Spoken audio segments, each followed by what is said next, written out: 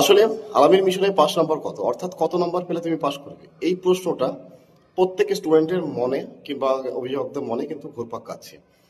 আগামী অক্টোবরের শেষ থেকে আলামিন মিশনে প্রবেশিকা পরীক্ষা অর্থাৎ ক্লাস 5 to 9 বাংলা মিডিয়ামের রেজাল্ট হবে। গত সেপ্টেম্বরের 21শে সেপ্টেম্বরে পরীক্ষা হয়েছে। তো আলামিন মিশনে কাট অফ মার্কস কিংবা পাস নাম্বার কত হতে পারে সেই নিয়ে একটু আলোচনা করছি। আসলে আলামিন মিশনে পাস নাম্বার এরকম কোনো নির্ধারিত কোনো নাম্বার নেই যে এত নাম্বার পেলে পাস করা যাবে।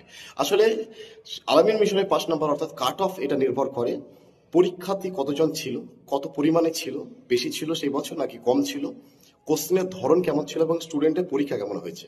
তো আমার বিভিন্ন আত্মীয় কিংবা বিভিন্ন রকম আমার স্টুডেন্ট তারা পরীক্ষা দিয়ে আমাকে যে সমস্ত রিপোর্টগুলো দিয়েছে কিংবা কোশ্চেনের ধরন কেমন ছিল সেটা দেখে একটা রেশিও মোটামুটি করেছি আমি যে এত থেকে এত নাম্বার পেলে তুমি সেফ জোনে আছো, মানে পাশ করার তোমার সম্ভাবনা নিশ্চিত কিংবা তুমি আরাম থাকতে পারো, তুমি রিল্যাক্স থাকতে পারো।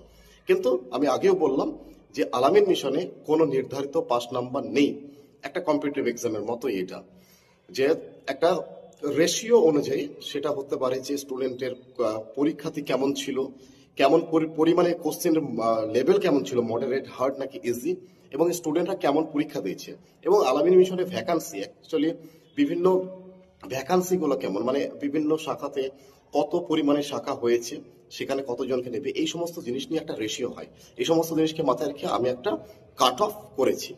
আশা করা যায় তোমরা নিশ্চিত থাকতে পারো। চলো দেখা যাক তোমাদের কাট অফ মোটামুটি কত হতে পারে, যে নাম্বারে তুমি সেফ থাকবে। ক্লাস 5 36 থেকে 39, ক্লাস 6 36 থেকে 38, ক্লাস 7 33 থেকে 36, ক্লাস 8 32 থেকে 37 এবং ক্লাস 9 30 থেকে 35।